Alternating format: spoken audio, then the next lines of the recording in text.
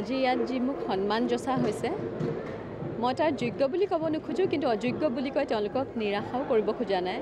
মাত্ৰ মোৰ সদায় এইটো চেষ্টা থাকিব যে আজীৱন তেওঁলোকৰ আশা তেওঁলোকৰ হেঁপাহৰ সমকক্ষ হ'বলৈ চেষ্টা কৰি যাম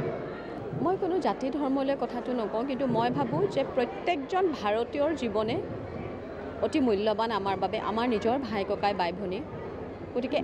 কোনো এজন ভাৰতীয় নিহত হোৱাটো আমি সহ্য কৰিব নোৱাৰোঁ মই ভাবোঁ যে ভাৰত চৰকাৰে নিশ্চয়কৈ ইয়াৰ উচিত প্ৰত্যুত্তৰ দিব আৰু এইখিনি সময় আমি একগোট হৈ থকা মই সকলো ভাৰতীয়কে একত্ৰিত হৈ আমাৰ ভাৰতীয়ৰ গৌৰৱেৰে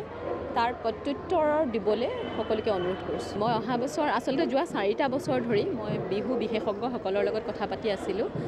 গতিকে ইতিমধ্যে আমাৰ যিখিনি আগতীয়া কাম সম্পূৰ্ণ হৈছে গতিকে